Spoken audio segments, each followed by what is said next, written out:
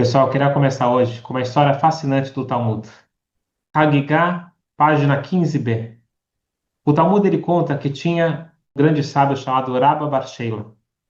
E ele encontrou ninguém mais, ninguém menos que Eliyahu Hanavi, o profeta Eliyahu. Ele fala, Eliyahu Hanavi, eu tenho uma pergunta. Deus, o que a Kadosh Baruch Hu está fazendo agora? Eliyahu respondeu, nesse momento Deus ele está repetindo todos os ensinamentos de Torá de todos os sábios. Porque a gente sabe que quando a gente estuda a Torá na Terra, Hashem repete. Tá? No Leshonim Alimrater dito que Deus ele repete o nosso estudo. Mas de repente ele fala, Hutz, exceto Rabi Meir. Os ensinamentos de Rabi Meir não estão sendo repetidos por Deus. Como assim? Rabi Meir falou, como assim? Porque Rabi Meir ele foi excluído? Porque Rabi Meir ele estudou Torá com Acher. Quem era Acher? Em hebraico significa o outro. Esse foi o apelido que foi dado para Elisha ben Avuya. Elisha ben Avuya, ele era colega do Rabi Akiva, grande sábio. E ele era o professor do Rabi Meir e de vários outros. Ele era um dos maiores sábios da geração.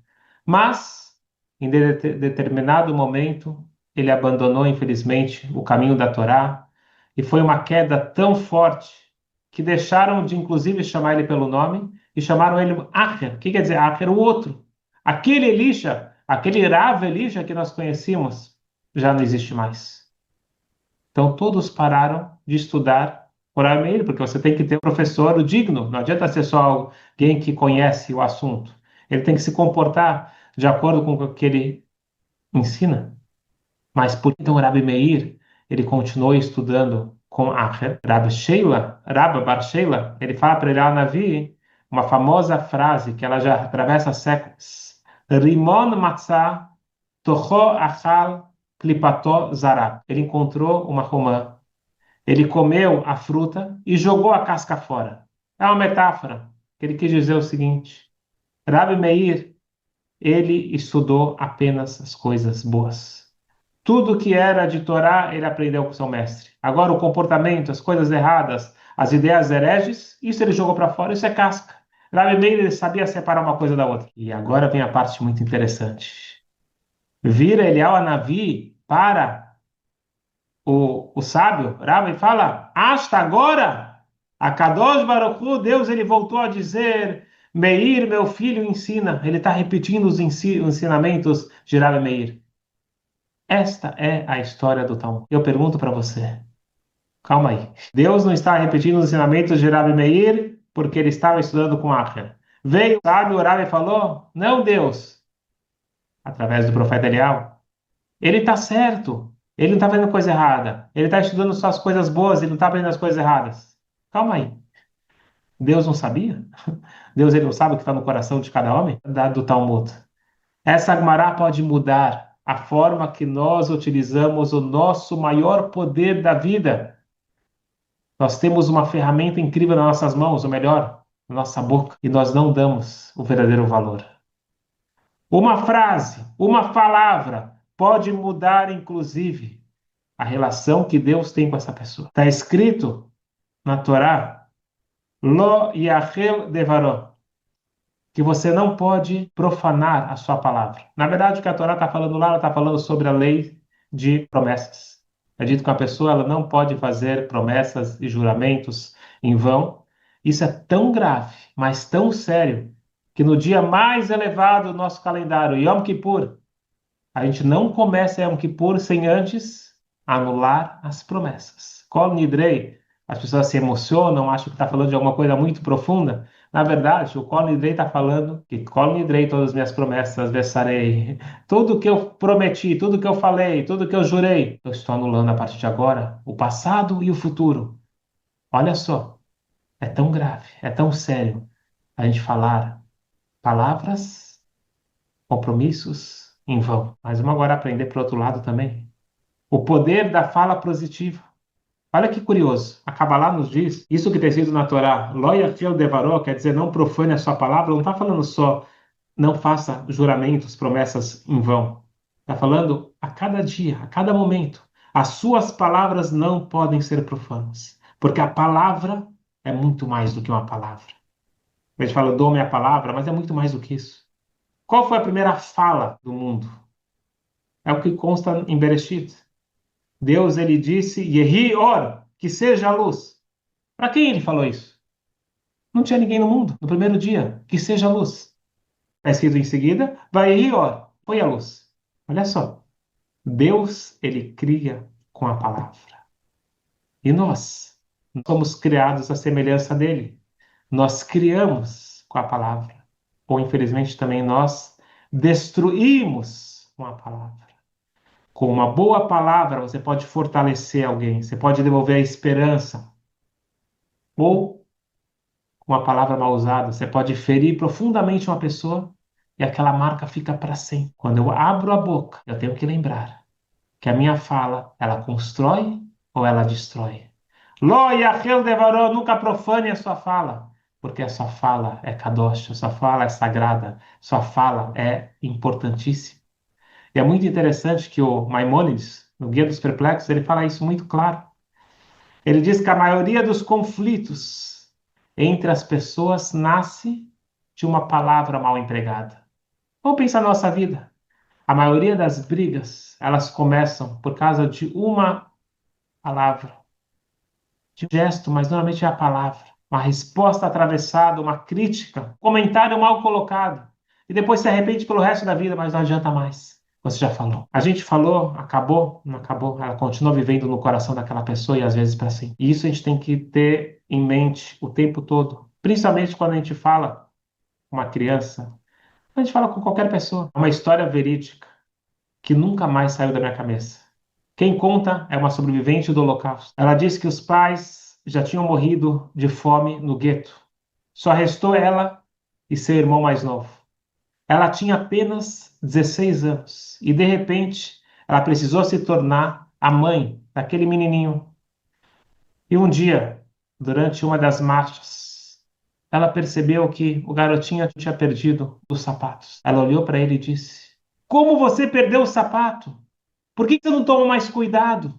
Você precisa aprender a cuidar das suas coisas. E segundos depois, os dois foram separados. E ela viu o irmão sendo levado para a fila da seleção, famosa seleção que nunca mais ninguém saiu de lá. E esta foi a última vez que ela viu o seu irmão querido. Ela sobreviveu. E anos depois ela dizia: Se eu soubesse que aquelas seriam as últimas palavras que eu falaria para o meu irmão, eu teria dito outra coisa. Eu teria dito: Eu te amo. Você é precioso para mim. E nunca esqueça quem você é. E por causa disso, ela tomou uma decisão para o resto da vida. Cada vez que ela estiver conversando com alguém, antes de terminar qualquer conversa, ela fazia a seguinte pergunta: Se esta fosse a última frase que essa pessoa ouviria de mim, eu ficaria feliz com essa frase? Que pergunta e que reflexão e que decisão para cada um de nós. Porque ninguém sabe qual será a última conversa com aquela pessoa. Ninguém sabe qual será o último abraço. E se você não sabe, cuide de deixar a melhor mensagem possível. Isso significa que não devemos corrigir ninguém? Ainda mais estamos numa posição de liderança ou de educação. Mas pense numa criança. Se ela faz a coisa errada, você pode falar: Você é impossível, você é bagunceiro, você é isso, você é aquilo. Ou você pode falar: Como assim? Você é uma criança tão talentosa, você é uma criança tão inteligente.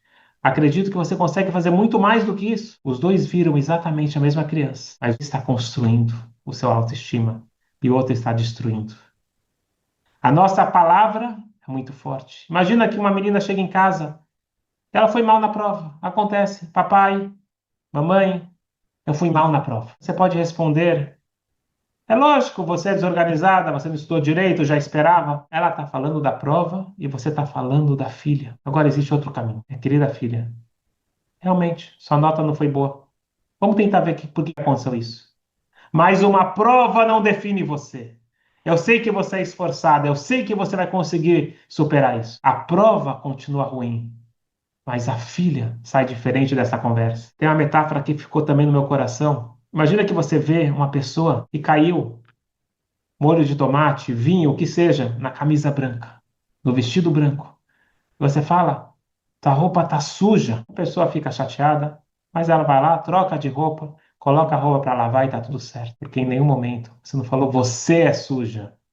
Falou, a tua roupa está. A Kabbalah diz muito sobre isso, as vestimentas. Nós temos as vestimentas, pensamento, fala, ação, nosso comportamento é uma vestimenta. Nós podemos falar da vestimenta e nunca da pessoa. Da pessoa nós precisamos reconhecer a sua grandeza. E depois que nós reconhecemos a sua grandeza, e ele sente que ele é amado, aí sim você pode apontar que a roupa está suja e ajudar a lavar. E olha que incrível, nossos sábios tomavam muito cuidado com isso. Hillel Azaken, grande sábio Hillel, mesmo quando não estava falando nada de errado, quando falava de animal, que não era puro, ele falava animal, em vez de falar impuro, ele fala esse animal, ele não é puro. Qual a diferença? Qual a diferença se o animal é impuro, não é puro? Ele escolhia as palavras que preservavam a dignidade. Ele treinava isso com os animais. Que dizer dos homens? Na década de 70, o Rebbe de Tzantz foi visitar o Rebbe de Lubavitch. E esse Rebbe de Tzantz, ele tinha construído um grande hospital, até hoje existe em Netanya, planeado, e ele foi conversar com o Rebbe de Lubavitch. E o Rebbe perguntou para ele o seguinte: por que chamar o hospital de Beit Acholim? Em hebraico, Beit Acholim significa, trazendo literalmente, a casa dos doentes. Não seria melhor chamar Beit Refuah, uma casa de cura? E a diferença não é apenas semântica, a diferença é toda. Obviamente que o Rebbe de Tzantz aceitou, e isso daqui acabou se tornando uma praxe em Israel, até que isso daqui continua até hoje. Recentemente, 2020, tem um lugar chamado Beit Levinstein, em Israel. Hospital também. E eles não sabiam disso. E eles ouviram falar, alguém contou para eles que o Rebbe disse que vale a pena chamar de Beit Refuah. Eles, na mesma hora, trocaram tudo. E quando a gente fala trocar, tem que trocar o letreiro, tem que trocar todos os documentos, tem que trocar. Óbvio. Faz todo sentido. Porque não é um detalhe, não é uma troca de palavras. Olha a mensagem que você fala para alguém. A pessoa está entrando no lugar, ele já está com um problema sério. Tanto é que ele foi para o hospital. Você chega para ele e fala: bem-vindo à casa dos doentes. Bem-vindo à casa da cura. Essa palavra faz toda a diferença. É o mesmo prédio, são os mesmos médicos, os mesmos enfermeiros, os mesmos pacientes. Mudou apenas uma palavra, mas não é uma palavra. Essa palavra, ela pode mudar tudo. Nós, na nossa vida, talvez a gente não tenha hospital para mudar o nome, mas nós precisamos nos acostumar a parar de ver a doença e ver o caminho para a cura. Você é preguiçoso, você é uma pessoa difícil, nossa palavra tem efeito. E por isso que quando sábio falou do outro sábio bem, Deus mudou o processo de relacionamento. Na hora que ele falou, Rabi Meir, ele não é uma pessoa má, ele fez a coisa boa, ele tinha boa intenção. O que aconteceu naquele momento? Deus, ele muda. Deus, ele começa a repetir as palavras do Rabi Meir. E por isso, diz a Torá, Lo yachel devaró, toma cuidado com as tuas palavras, nunca banaliza as tuas palavras, porque tuas palavras, elas constroem ou elas destroem. E que reflexão importantíssima para esse momento que nós estamos. Nós estamos nas 3 semanas, estamos nos preparando para Tisha B'Av. Se Deus quiser que Deus, Mashiach possa chegar e Tisha B'Av seja um dia de grande alegria, mas, se infelizmente não, nós vamos ter o jejum, o dia mais pesado do nosso calendário, começando agora quarta noite até quinta-feira, dia de muita reflexão, dia de luto, dia de pensar por que nós estamos vivendo todas essas dificuldades. Tudo que a gente está vivendo, indo de trás para frente, guerra com o Irã, 7 de outubro, indo para o Holocausto, tudo, Inquisição, tudo que a gente está vivendo é decorrente da destruição do Beit HaMikdash. O templo foi destruído por ódio gratuito. O terceiro templo vai ser reconstruído através do amor gratuito. O amor gratuito não é fácil. Esse amor gratuito, ele muito tem a ver com a nossa fala. Falar palavras positivas.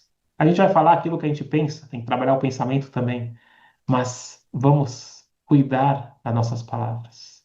Falar palavras que encorajam. E não só para os outros, para nós mesmos. A gente fica o tempo todo reclamando, a gente fica o tempo todo chateado e falando coisas ruins. Isso atrai coisas ruins. Por isso eu gostaria de dedicar a aula de hoje, esse estudo, para a elevação da alma de uma pessoa muito especial, Rachel Hana Bat Chaim, uma pessoa que falava pouco, e fazia muito, mas quando ela falava, ela sabia o que falar. Apesar de todos os testes, todas as dificuldades, ela sempre procurava falar palavras boas. Ter a emuná, ter a fé, ter o bitachon, ter a confiança que tudo vai melhorar. E esse fica o grande ensinamento para nós. Não tem desculpa para ficar reclamando, para ficar vendo as coisas negativas. É fácil. Talvez é o caminho mais fácil, parece o caminho mais fácil. Mas é o caminho curto e longo, porque depois a gente se arrepende. Isso não traz energia boa para ninguém. Isso pode destruir pessoas. E por isso, nesse momento especial que nós estamos, véspera de Tisha B'Av, eu gostaria de terminar com o desafio. Pense em uma pessoa, apenas uma. Procure essa pessoa e fala para ela uma coisa boa. Algo que ela vai abrir um sorriso, mas uma coisa sincera. Encontre uma coisa positiva nessa pessoa. Não uma revelação, uma frase que vai ficar para ela por anos. E não espere a oportunidade perfeita. Pode ser a primeira pessoa que você encontrar. Talvez você vai ser a primeira pessoa que vai ter encontrado esse potencial dentro dessa pessoa e vai trazer ela para uma nova realidade. Não é muito, não é difícil. A gente pode, com palavras, trazer vida, trazer esperança, trazer amor, trazer autoestima e que a gente possa, se Deus quiser, juntos comemorar Mashiach Tzidkeinu, o terceiro Beit HaMikdash, com a verdadeira harmonia, com saúde para todos e com a ressurreição de todos os nossos entes queridos e todos nós juntos podemos receber Mashiach, Meheira Be'ameno. Amém.